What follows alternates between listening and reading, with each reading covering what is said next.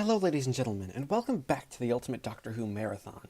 This is a show where I look at every classic Doctor Who story, plus a bunch of Big Finish audio dramas, one episode a day, 7 days a week. And today, on the 25th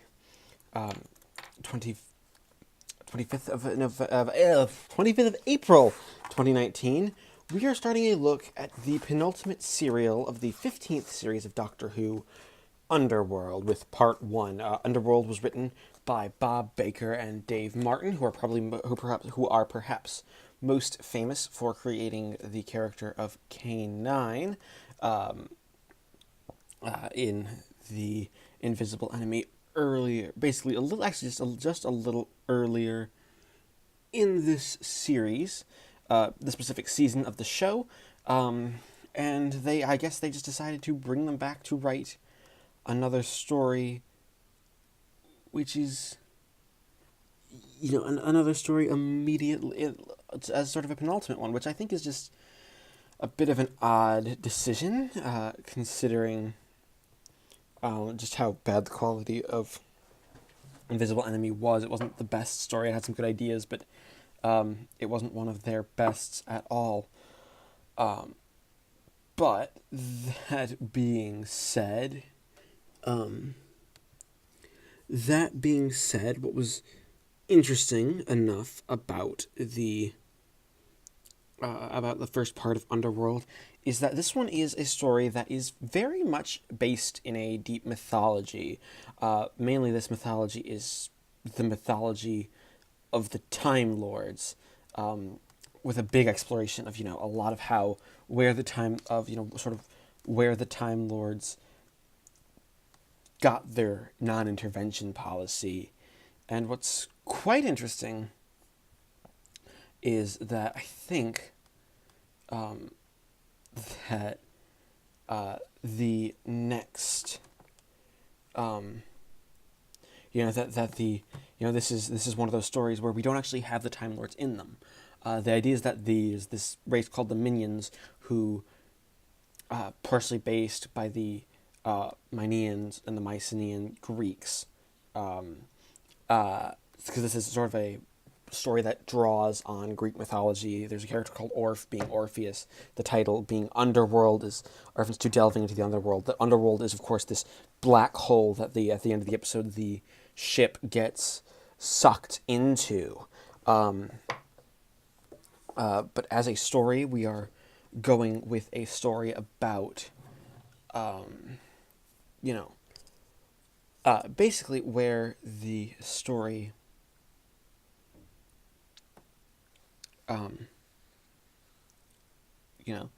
we're in a story where the Doctor comes across these last of the Mynians. The idea is that the Time Lords came in at one point, tried to help them, and were essentially treated as gods. And in being treated as gods, that's when they started to screw things up and realize sort of the whole with great power comes great responsibility plot line for their story, because it's very much a story about how with the power of time travel, you have to be responsible in using it. You can't just be allowing everybody to use it. You have to be sort of selective, and that selectivity is important, and it's something that Bob Baker and Dave Martin are important. Like, you see, the Minions have the last of the Minions. They have something that allows basically a form of regeneration, and they've been regeneration ultimately. It sort of almost implies that we continuously regenerate, was part of the reason the Time Lords decided, all right, the 13 life limit we are imposing on our people as a strict rule, instead of perhaps just maybe a suggestion. They almost have to regenerate just to keep moving, and without any sort of regard to the facts that maybe it's not good to keep going continuously and never stopping throughout time. It's a really, really solid first episode. overall. You also have some really nice, interesting fleshing out bits of technology. Um, there is this like ray gun that sort of messes with emotions, and um, it makes Leela become almost like completely pacifistic at one point, for a sort of gag, and that gag is really well done. It's nice to Louise Jameson does a good job sort of making that little joke work, and basically keeping the story going like that. It's a good solid scene. Now there are a couple of problems, mainly. A lot of the story, first episode, it has some really bad green screen fringing. The pacing could be better. The whole of the quest is the quest thing. Uh, to find the spaceship P7E it's not a very good. It's not a very good sort of story. It doesn't pace itself well enough to basically be showing the plot and doing everything. It needs a little more to be a little snappier. The cliffhanger is nothing we've not seen before. There's also not much really for Leela to do here. So overall, I'm going to give Underworld Part 1 a 7 out of 10 because it's a good start to the story overall. Just needs some, fixing here and there. It is the 26th of April 2019. I just finished watching Part 2 of Underworld. Part 2 of Underworld isn't good. That's honestly some of the best. That's probably the best way to start out. Now, Doctor Who as a show has always been low budget, and I know they never really got a budget increase, ever. Pretty much after their first initial budget, their budget just sort of stayed the same for like what feels like the entirety of the 24 years, the 26 years that classic Doctor Who was on air. And Underworld is one of those stories where you can tell that because we are the penultimate story in a season, the budget's run out. Honestly, a lot of they did not necessarily budget this story wisely. They didn't do.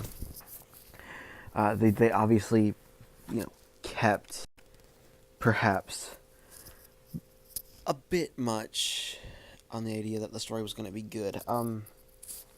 Now, of course, Doctor Who is a show that where you have to deal with the low budgets. Of course, Underworld is a bit of a special case, and you can tell immediately with Part 2 because most of this episode takes place it's basically our characters running around caves, and in running around these caves, you get the issue of the caves don't actually look good. They are green screened in. They are CSO'd. The caves are just like backdrop pictures of caves, and like projected onto the wall and studio floor. So you don't the sort of direction and choreography placed into the actors. It's not good. It's you can't. It immediately makes the direction falter incredibly because you have this big issue of you don't have a physical set to deal with. You can't set up a good looking shot if you just have a blank screen with a stock image of a cave on it, and that's all you're trying to act against. Maybe a prop or two. Now it seems like a lot of the actors are trying, and I completely understand that. And I'm not even saying your entire set has to be there. For example, Pyramids of Mars used a mix of green screen and actual sets to a good effect. But here, it's all green screen. There isn't enough set to really be showing us the story. It's oh, we have it's almost a we'll try to take care of this afterwards, where we don't quite know, because we don't have the money to deal with this right now. Um, we have very little in terms of cash now. And look, if there was maybe a good plot, um, if the plot was well written, came across well, then you probably could get away with some of the set. But this episode, there is absolutely nothing here. It's basically just like, oh, we have a set. We don't we don't have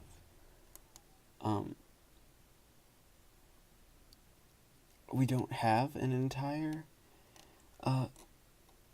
we don't really have an entire story to be told. They're just sort of like, oh, we've done this.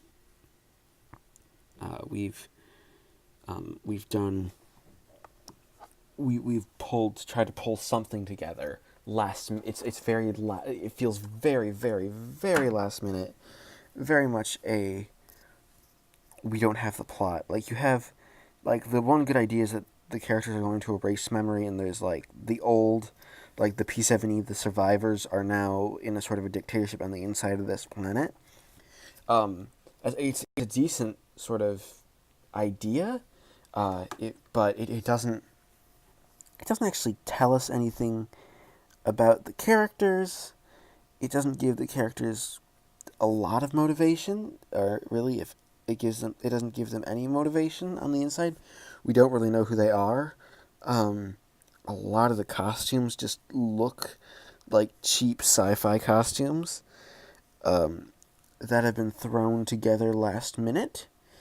And just overall, as an episode, it goes on too long. Like, the big cliffhangers, the doctor and Leela are fumigated, and the doctor passes out, which is it's a decent enough cliffhanger. It's just not a really, telling a good story to lead up to that cliffhanger. We don't have interesting characters playing around with the story. We don't get a sense of who these characters are. So overall, I'm going to give Underworld Part 2 a 2 out of 10. It is the 26th of April 2019, and I just finished watching Part 3 of Underworld. Now, Part 3 of Underworld continues to fail as a story, mainly because without any sort of visual to latch onto, other than, again, a really bad stock photo of a cave, there isn't much here to enjoy. You can't be trying to tell a big story with good characters, crazy characters, doing things and basically showing off how they work and how they interact. You can't do that if you don't have a good sense of this is what we're trying to do. It's one of those stories where you need to be building up to something. You can't just be like, oh, we'll deal with it later, and they really don't build up too much. It's one of those stories where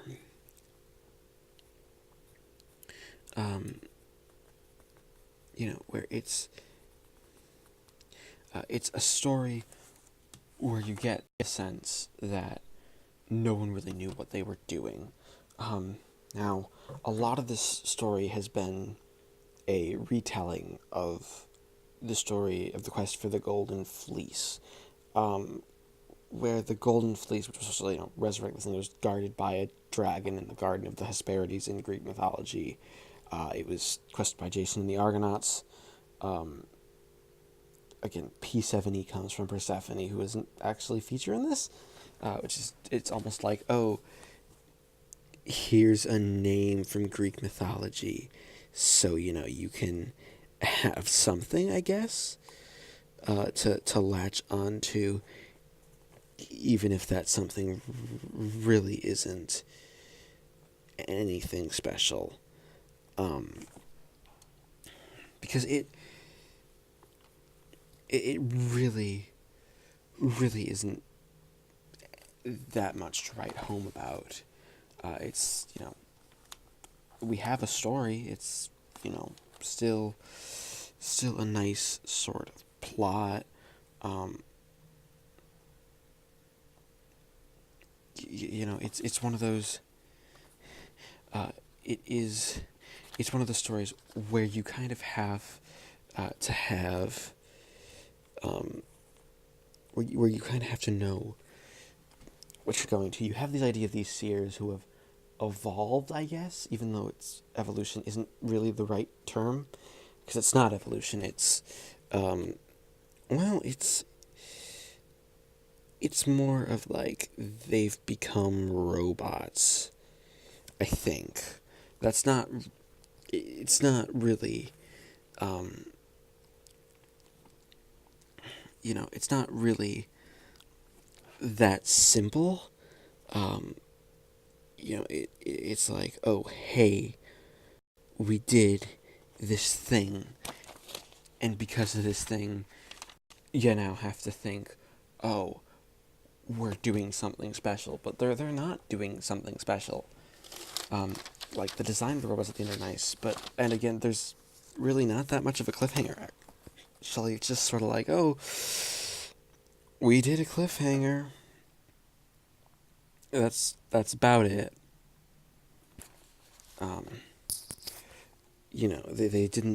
They weren't like, oh, hey, we're trying to do something special, and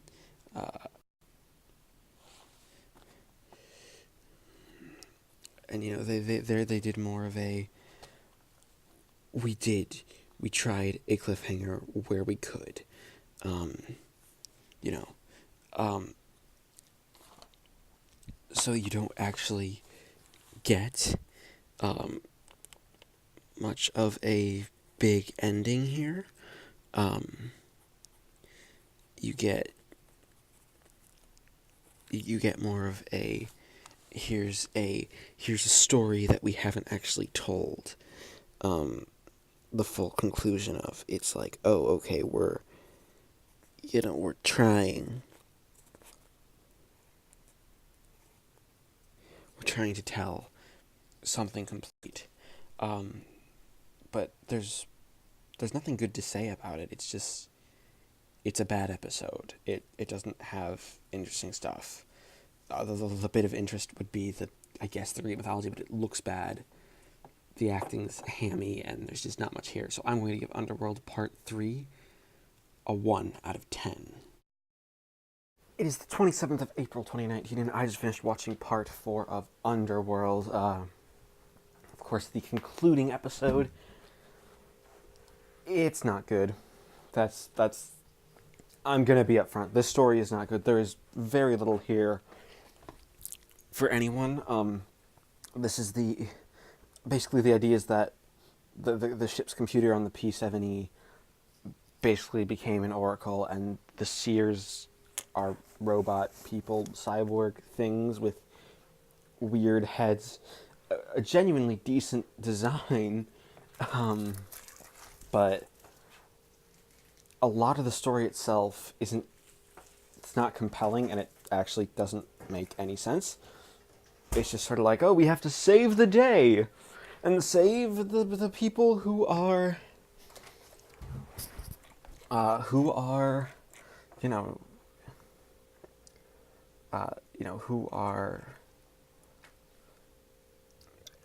I guess dying. It's one of those stories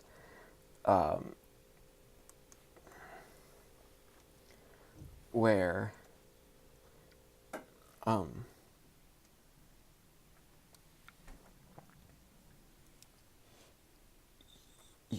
it's a story where you have the characters just sort of trying to sort of finish their.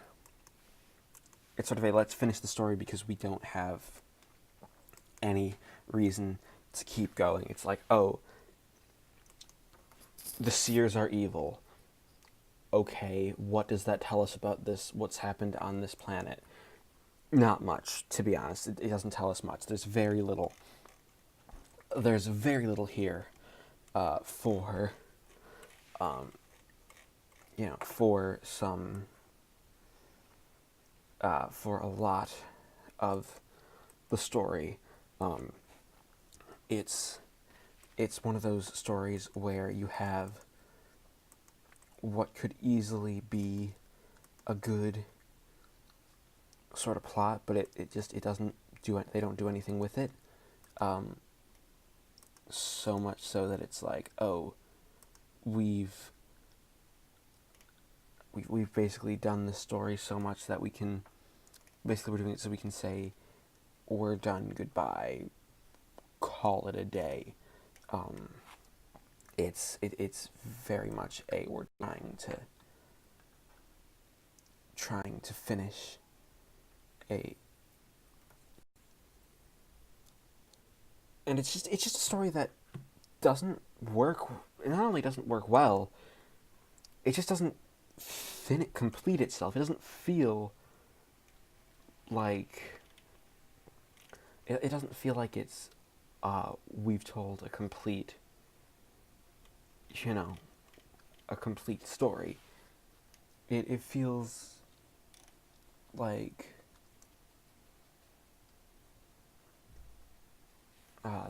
it feels like a story where it's a story where you have the story finishing, but you don't have a complete plot. It's like, oh, we've just sort of done it, and we've done it, and we end on a little joke in the TARDIS about one of those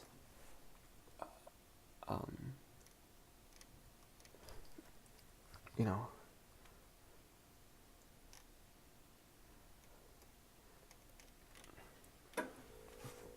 it's one of those stories where you think you may be able to give us a finishing story, but we don't. It's just one of those stories where you had maybe a decent idea, like they even sort of imply that this was prophesied to happen because myths are a thing, which doesn't make any sense. Like, what if myths, just because myths are a thing, that doesn't mean because the future and things may match myth, that doesn't necessarily mean the myth prophesied it. It's very weird. It's one of those stories where you just sort of end it like, oh, we're just trying to have an actual conclusion without really showing too much of a conclusion. It's like, hey, it's one of those ones where it's like, okay, we just sort of tried to finish it, so here we go. It's just not enjoyable. It's also just, it's boring. The best thing you can say about it is that it is short, thankfully. So that being said, I can just give Underworld Part 4 another 1 out of 10. And that being said, we add up the scores and average it to give Underworld a final score of 2.75 out of 10. Thank everybody for watching this installment of the Ultimate Doctor Who Marathon. Please leave a like, comment, subscribe if you haven't already, and join me next time where we actually jump right back into the world of Big Finish audio dramas when we start the 7th series of 4th Doctor adventures with the Sons of KALDOR.